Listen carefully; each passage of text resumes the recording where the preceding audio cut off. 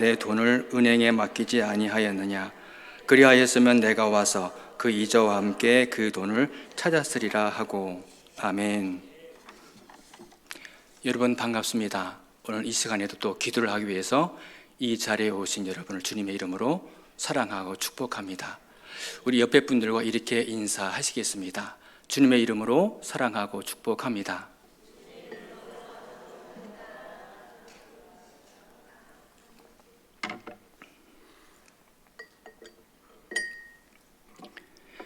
연말이 되면 제가 꼭 이 청지기에 대한 말씀이 생각이 나더라고요. 제가 보니까 작년에 이 말씀을 드렸던 것 같은데 오늘 연말을 마치고 이 말씀을 드리게 되었습니다. 내용은 틀리니까 그래도 양해하시고 같이 들어주셨으면 감사하겠습니다. 요즘 어수선한 이런 전국에 그래도 우리들 교회에 듣기 좋은 말이 있습니다. 그것은 한국에서 살고 싶다라는 말입니다. 불과 한 세기 전만 해도 우리나라는 살기 위해서 또 희망을 찾기 위해서 떠나야 할 땅이었잖아요. 그래서 바로 이민전의 소설을 주제로 한 영화 빠친코라든가 그리고 정이삭 감독의 미나리와 같은 영화들이 바로 이러한 한국인의 삶을 그린 가슴 아픈 영화였습니다. 그러나 지금은 정반대입니다. 지난해 한국에 이민을 온 외국인 이민자 수가 영국에 이어서 OECD 기준 세계 2위를 기록했다고 하니 정말 대단한 변화죠. 우리나라에 살고 있는 외국인 수가 100만이 넘었습니다. 큰 변화입니다. 바로 떠나고 싶은 나라에서 가서 살고 싶은 나라로 바뀌었다는 그러한 방증이 아닐까 싶습니다. 외국에 나가보면 한국을 바라보는 시선들이 얼마나 바뀌었는지 알 수 있습니다. 어느 한 회사원이 동남아 출장을 갔습니다. 그런데 현지인이 이런 말을 했습니다. 한국인이라니 너무나 부럽다라고 말이죠. 언제 우리가 그런 말을 들어봤습니까? 뿐만 아니라 소셜 미디어를 보면 한국에 대한 칭찬이 넘쳐납니다. 젊은 외국 여성이 뒤늦은 시간 이 한강변을 거닐면서 여기는 가장 안전한 나라 한국이라는 글을 올리자마자 엄지척이라는 이모티콘이 쏟아집니다. 소매치기에 익숙한 사람들이 유럽 사람들이잖아요.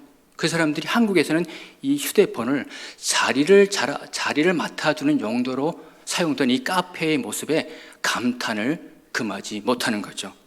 뿐만 아니라 한국의 높은 의료 품질, 편리한 대중교통, 깨끗한 화장실 등 이 모든 것들이 한국이 선진국이 이미 되었음을 확실하게 알려줍니다. 어떤 외국인은 한국은 모든 것이 다 선진국이다라고 이런 이야기를 했습니다. 불과 반세기 전까지만 하더라도 우리는 감히 상상을 할 수도 없었죠. 우리나라가 이렇게 될 거라고 말이죠. 무엇 때문일까요? 어떻게 보면 그것은 우리 할아버지, 할머니 그리고 우리 부모님 시대의 수고와 헌신 그리고 눈물 어린 기도 때문이 아닐까 싶습니다.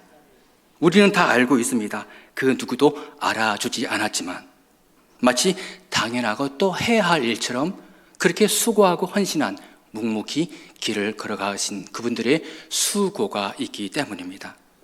저는 이 시간 말씀을 전하기 전에 영웅 제복을 입은 한 노병에 관한 이야기를 잠깐 말씀드리고 말씀을 같이 나누려고 합니다. 베트남 전쟁에 참여했던 변윤섭 씨라는 분이 있습니다. 1951년에 광주에서 태어났고 69년에 해병대에 입다하여 통신병으로 베트남 다낭으로 파병이 되었습니다. 베트남 호이안이라는 곳에서 청룡부대에 배치되어 청룡작전에 참가했습니다. 지뢰를 밟아 전사한 미군 동료를 헬기에 옮겨 싣는 일도 했습니다. 베트남 전쟁에서 미군은 이 울창한 밀림을 이용해서 게릴라전을 벌이고 있는 이 베트콩을 소탕하기 위해서 엄청난 고엽제를 뿌렸잖아요. 이러한 결과로 한미 참전 용사들은 이 고엽제 후유증을 인해서 엄청난 고통을 받게 되었습니다. 변윤섭 씨도 예외는 아니었습니다. 파병이 끝난 뒤 그는 미국으로 이민을 갔습니다. 그런데 편두암에 편도염의 후두암까지 겹쳐서 수술을 수차례 하는 결과를 갖게 되었습니다.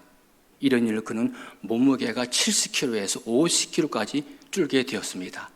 거기에 정착하기 위해서 트럭, 식당일, 여러 가지 안 해본 일이 없습니다. 그러다 보니 이 베트남 참전 후유증까지 겹쳐서 그의 삶은 정말 힘든 삶이었습니다. 심장이 이상이 생겨 병원에 갔습니다. 의사가 물었죠. 과거에 무슨 일을 했습니까? 라고요. 베트남 참전 사실을 이야기하자 그 의사는 고엽자로 인해서 후두암이 발병한 것으로 보인다라는 진단서를 써주었습니다. 그는 미국인들이 참전 용서에 품고 있는 이 고마움과 경외심을 느꼈다라고 고백하고 있습니다. 그는 얼마 전 이 한국 정부에서 보내준 영웅 제복을 받게 되었습니다. 이미 선진국이 된 이런 조국에서 보내온 그 옷을 받고 그는 너무나 감격스러웠습니다. 한국 정부는 이 제복의 영웅들이란 사업의 일환으로 6.25 그리고 베트남전에 참전했다 생존한 분들을 위해서 이 영웅 제복을 만들어 무상으로 지급하게 되었습니다. 얼마 전 그가 이 국가유공자 판정을 받으려고 이 제복을 입고 한국을 향할 때였습니다. 공항을 통과해서 검색대를 통과하기 위해서 이제 여행용 가방에서 노트북을 꺼내려고 할 때 검색 요원들은 꺼내지 않아도 됩니다. 그냥 통과하십시오 라고 이야기했습니다.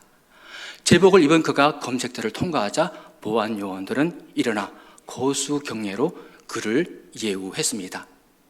탑승 시간을 만큼을 앞두고 식사를 위해서 식당에 들렀을 때 옆자리에 백인 2명 남성이 식사를 하고 있었습니다. 제복을 입은 노병이 식사하는 모습을 보고 그 두 백인 남성은 유심히 그를 지켜보았습니다. 종업원이 다가와 이 노병의 식사가 끝나갈 무렵에 이야기하죠. 당신은 식사비를 지불하지 않아도 됩니다. 깜짝 놀라 그 이유를 묻자 옆에 테이블에 있는 백인 남성 2명이 당신이 식불 40불을 지불했다라고 이야기하는 것이었습니다. 감사 인사를 표하자 그들은 좋은 여행이 되기를 바랍니다 라는 말만 남기고 유유히 식당을 떠났습니다. 비행기에 오른 그가 다리가 불편한 것을 알고 국내의 항공사는 그를 조종석 바로 뒷자리 1번으로 그의 자리를 변경하는 예우를 했습니다. 그는 국내에 들어와 너무나 가슴이 벅차 인터뷰에서 이런 이야기를 합니다. 미국에 입문한 후 50년 가까이 너무나 힘든 삶을 살아왔습니다. 고엽제 후유증으로 참전 용사라는 운명을 너무도 원망 많이 했습니다.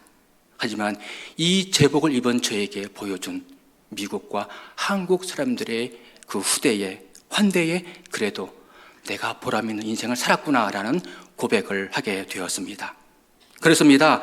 너무나 힘들고 끝날 것 같지 않은 일상만이 우리 부모님 시대에 바로 이 노병과 같은 삶이 있었지 않았습니까?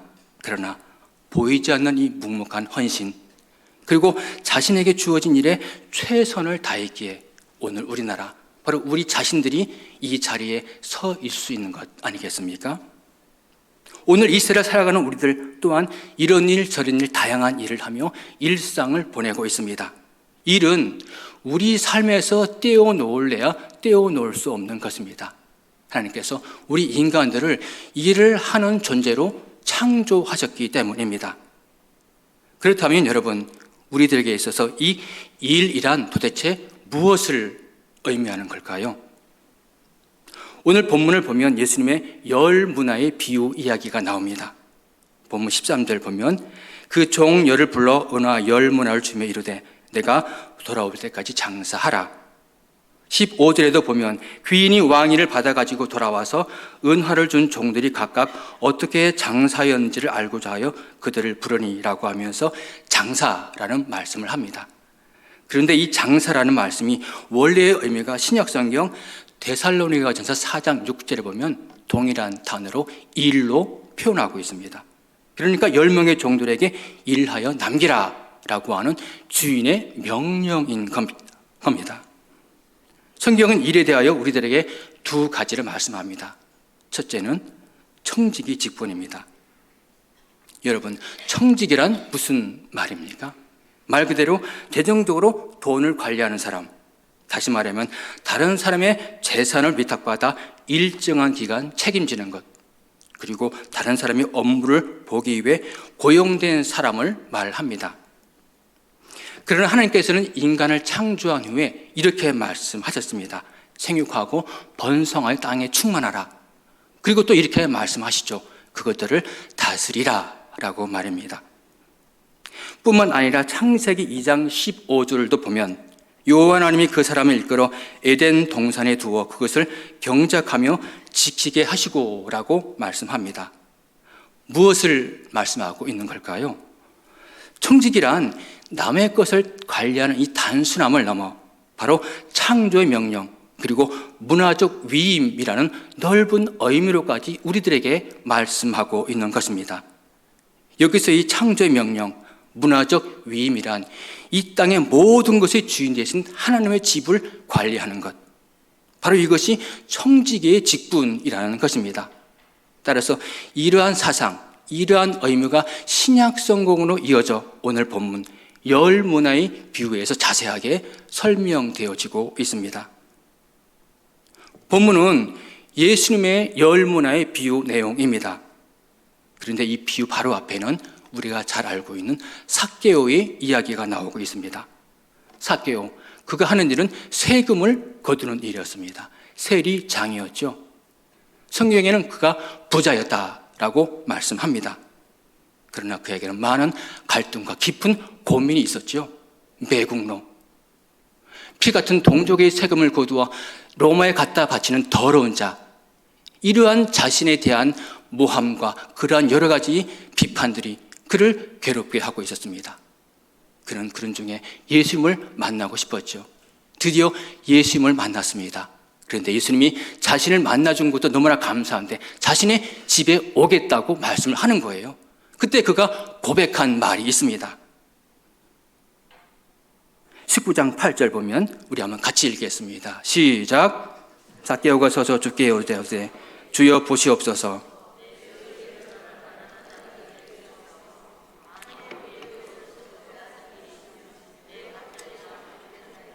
아멘. 무엇을 말씀하는 걸까요? 삭개오는 남의 질시와 멸시를 받는 그러한 직분에서 이제는 예수님이 인정하시는 청지기로 인정되는 그러한 모습을 우리들에게 보여주고 있는 것입니다.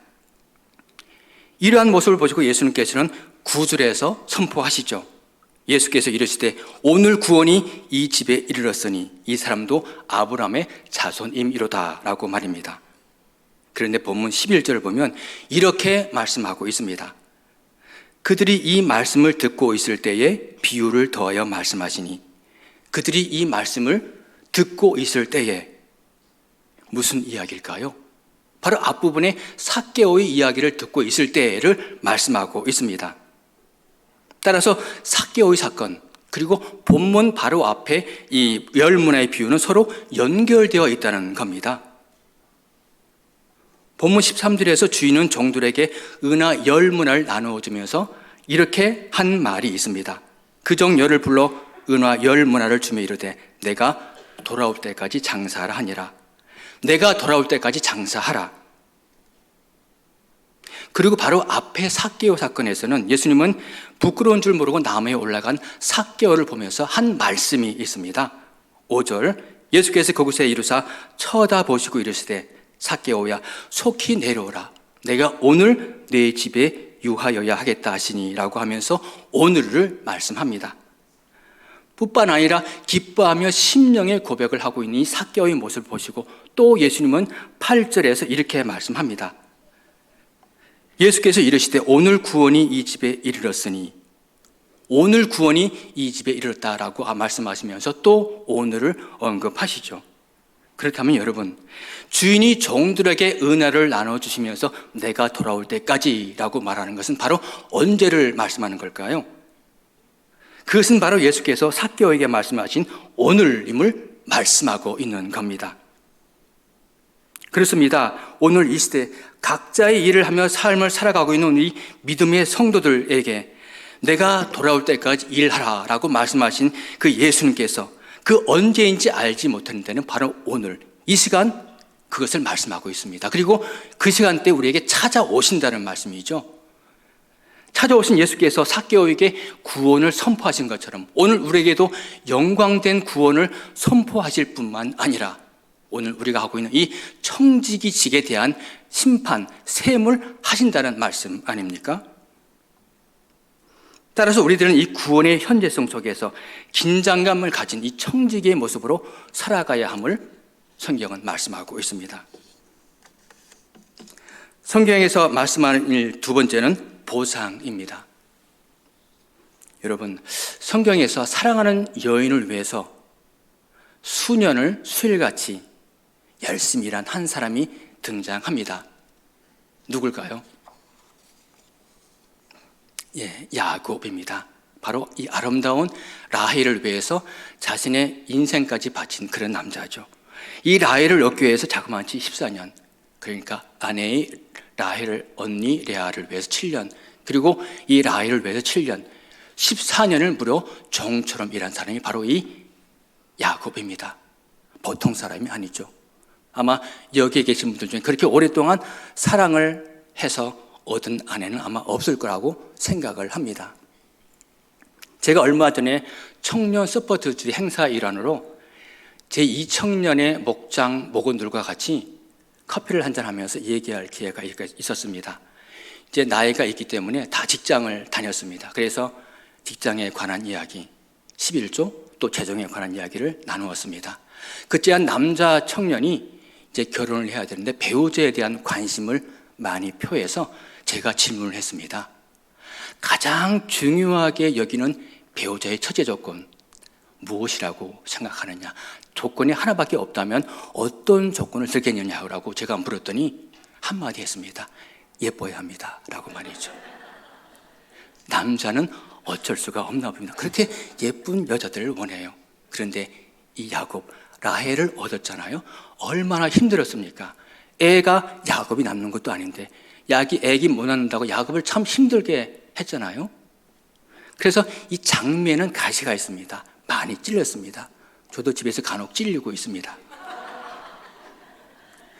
우리가 다 아는 것처럼 이 야곱은 이 형 에서를 피해서 이 삼촌 라반의 집에로 피했지 않습니까? 거기서 라헬을 만나 사랑하면서 열심히 일을 했습니다.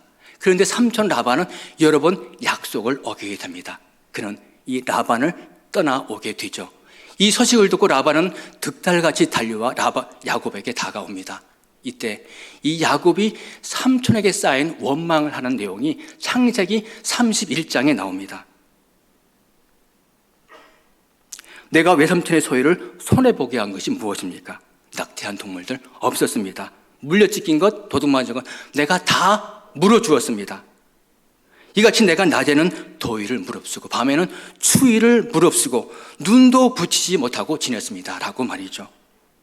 그는 두 여인을 위하여 14년, 그리고 삼촌 라반의 양딸을 위하여 6년, 무려 20년이나 정말 이렇게 일한 그의 모습 아닙니까? 그러면서 그는 42절에서 중요한 고백을 합니다. 우리 한번 같이 읽겠습니다. 시작. 하나님, 아브라함의 하나님,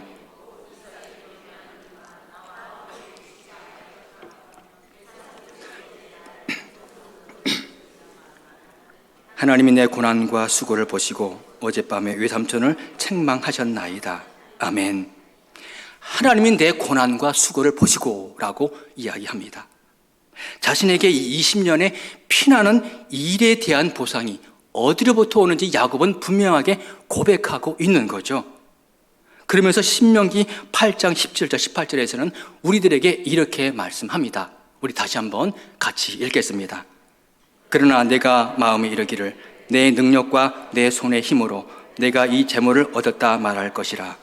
내 하나님 여호와를 기억하라. 그가 내게 재물 얻을 능력을 주셨음이라. 아멘. 우리는 살아가면서 생각합니다. 마음속으로. 그래, 내가 이렇게 이루었어. 내 힘이야, 내 능력이야. 내가 한 것 아니겠어? 그렇게 고백하면서 살아가는 것이 우리의 모습 아닙니까? 그러나 오늘 이 말씀은 우리에게 말씀하고 있죠. 내 하나님 여호와를 기억하라. 그가 너에게 재물 얻을 능력을 주셨기 때문이야 라고 말이죠.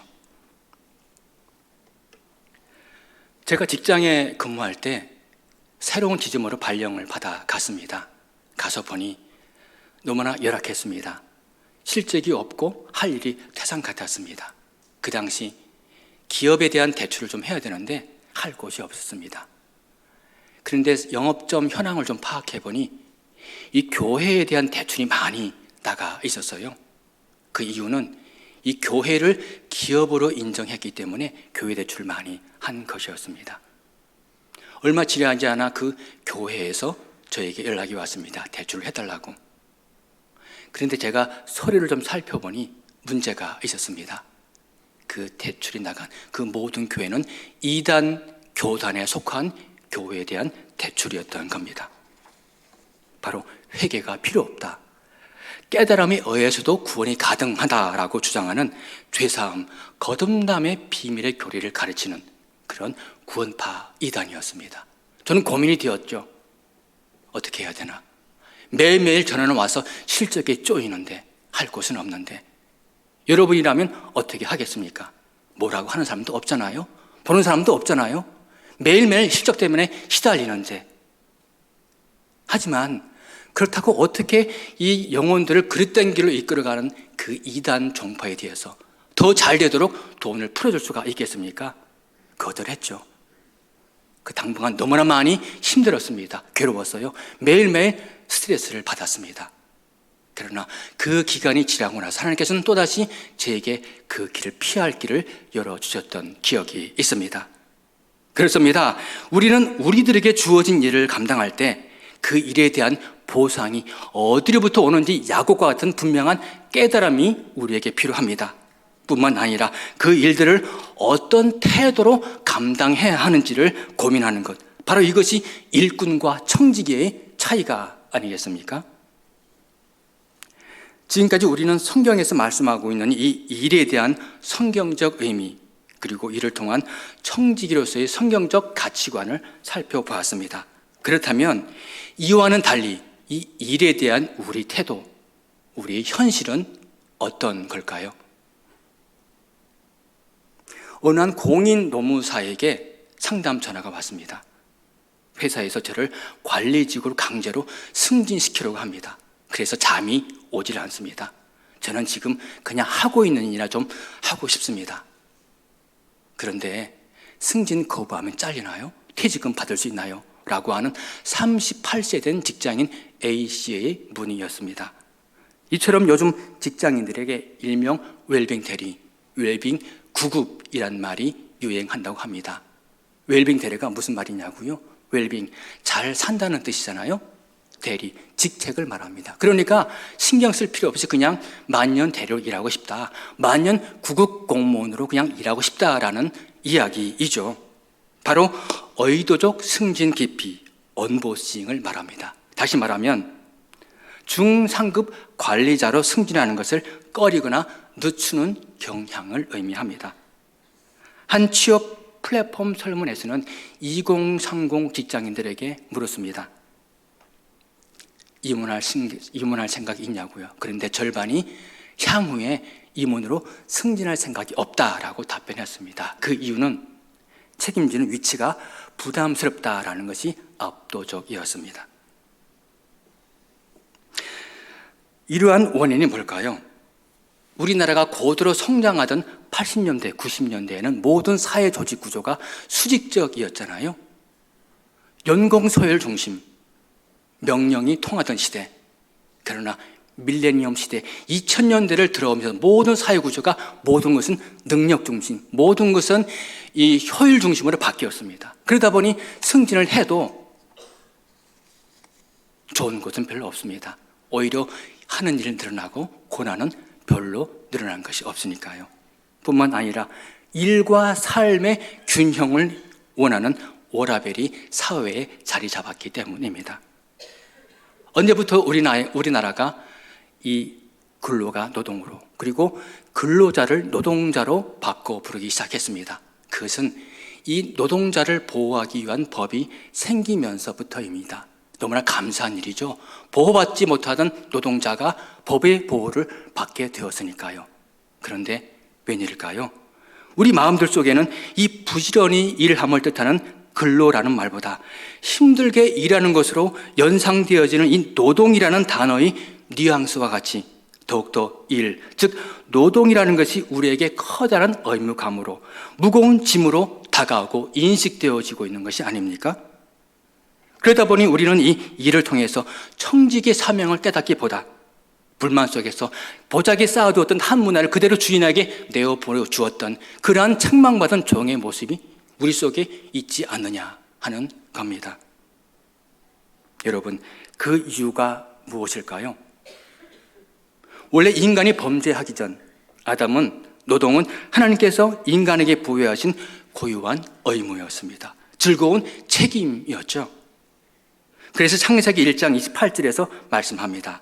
하나님이 그들에게 복을 주시며 하나님이 그들에게 이르시되 생육하고 번성하여 땅에 충만하라. 땅을 정복하라.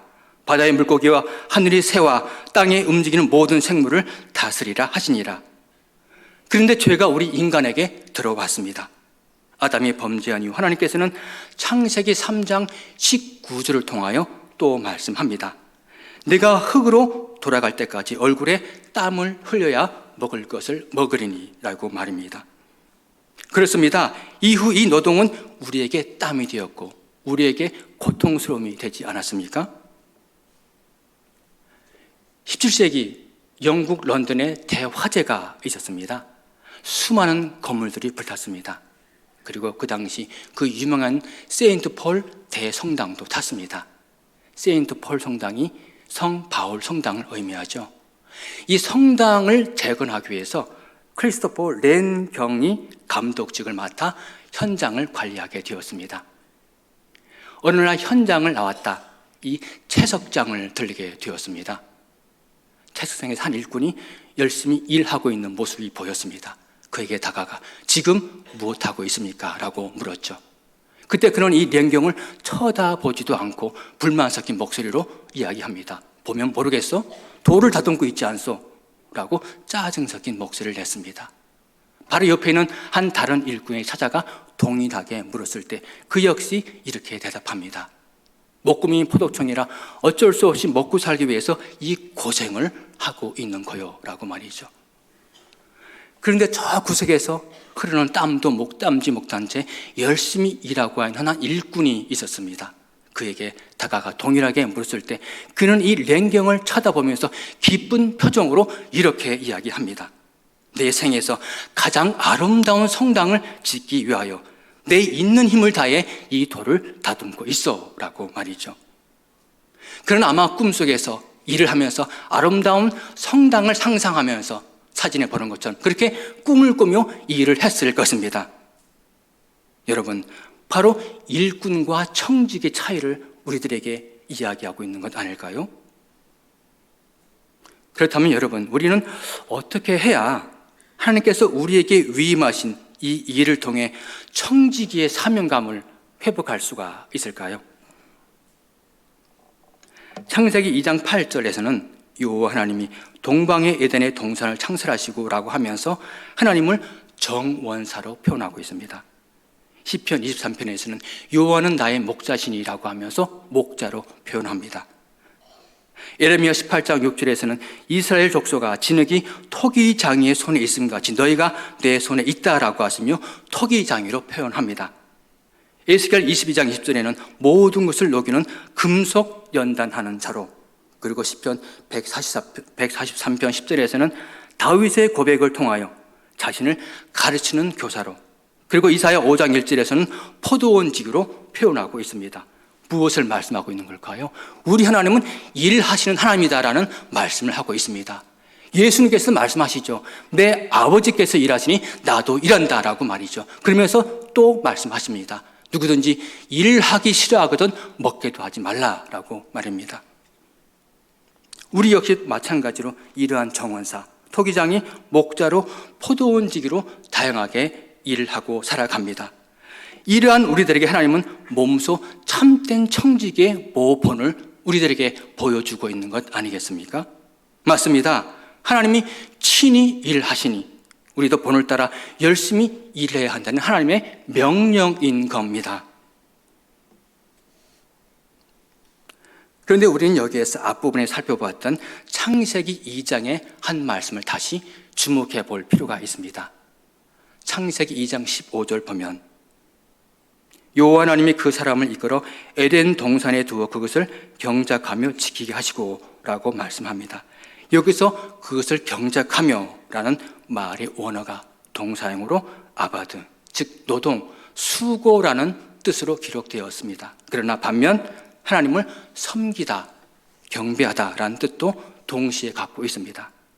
뿐만 아니라 지키게 하시고 이 지킨다라는 말의 원뜻에는 하나님의 명령을 지킨다라는 뜻을 갖고 있습니다. 그렇습니다. 하나님께서 이 땅을 살아가는 우리 각자에게 위임하신 이러한 일들을 잘 감당하는 것, 이것이 바로 하나님을 섬기는 것이고 하나님을 경배하고 명령을 지키는 것이라는 사실입니다. 이럴 때 청지기 사명은 회복될 수 있다는 것을 우리에게 말씀해 주고 있는 것입니다. 말씀을 정리하겠습니다. 하나님께서 오늘 본문을 통해 우리에게 말씀해 주신 것처럼 오늘 이 시대를 살아가는 우리들에게도 한 문화씩을 나눠주시며 말씀하고 있습니다.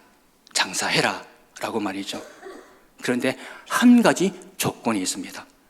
그것은 내가 바로 돌아올 때까지라는 말씀이죠. 그런데 내가 돌아올 때까지라는 그때가 바로 오늘임을 청지기적인 삶을 살기로 결단한 이 삭개오의 모습을 통해서 예수님은 우리들에게 말씀해 주고 있는 겁니다. 하나님께서 우리들에게 위임하신 여러 가지 일들이 있습니다. 교회에서 교사로, 직분자로, 직장에서는 직장인으로, 그리고 사업장에서는 CEO로 말이죠. 그런데 중요한 사실은 그 일들을 감당할 수 있는 시간들은 영원하지 않다라는 말씀입니다. 무슨 말씀일까요? 바로 오늘 말씀은 이 땅에 예수 그리스도가 오심으로 인해 우리는 이미 종말 속에서 살아가고 있음을 말씀하고 있을 뿐만 아니라 완전한 종말로 임재하는 하나님의 나라는 바로 예수 그리스도의 재림 때임을 우리들에게 말씀하고 있는 겁니다. 따라서 우리는 이 둘 사이, 즉 이미 임한 하나님의 나라 그리고 예수님의 재림으로 완성되어질 하나님의 나라를 기대하는 이 긴장감 속에서 하루하루 청지기의 삶을 살아가야 함을 오늘 말씀 우리에게 해주고 있다는 사실입니다. 그래서 누군가 이런 말을 했습니다. 마치 그리스도께서 어제 돌아가셨고 오늘 아침 일어나셨으며 내일 다시 오실 것처럼 우리는 살아가야 한다라고 말입니다. 우리는 올 한 해를 보내며 또 새로운 한 해를 이제 맞이하게 됩니다. 하나님은 그 아무도 헌신하려고 하지 않는 이 시대에 우리들에게 진정한 영웅을 요구하고 계십니다. 영웅이 무엇입니까? 우리가 기대하고 우리가 알고 있는 그러한 영웅이 아닙니다. 보이지 않는 곳에서도 자신의 삶에 성실하고 최선을 다해 가족을 돌보고 자녀를 부양하며 청지기적인 삶을 살았던 우리 부모님들, 고통스럽고 힘들 때 그 누구도 알아주지 않았지만 나라의 부름을 받고 싸우다 몸도 마음도 망가졌지만 자신의 삶을 묵묵히 지켜나갔던 그 노병의 모습이 바로 우리가 하나님께서 원하시는 그러한 청지기적인 삶의 모습이 아니겠습니까? 하나님은 일꾼보다 성실한 청지기를 원하고 계십니다. 우리가 우리에게 주어진 이 소명을 최선을 다해 감당하며 나아갈 때 우리 일이 드러나지 않아 그 아무도 인정해 주지 않지만 후일, 우리 자녀들, 우리 후손들은 우리를 기억할 것입니다. 그런데 여러분, 우리가 꼭 기억해야 할 사실 한 가지가 있습니다. 그것은 이 땅에서 영웅에 대한 사람들의 인정과 예우, 그것은 영원하지 않다는 거죠. 우리가 언제 하나님 앞에 기쁨으로 서게 되었을 때 하나님은 우리를 안아주시며 우리에게 이렇게 말씀하실 것입니다. 사랑하는 종아, 착하고 충성된 종아, 잘하였다. 내가 보이지 않는 곳에도 그렇게 최선을 다하며 나의 일을 감당했구나 라고 말이죠. 이러한 삶을 살아가는 저와 여러분의 삶이 되어지기를 예수 그리스도 이름으로 축복합니다. 우리 같이 찬양하시겠습니다.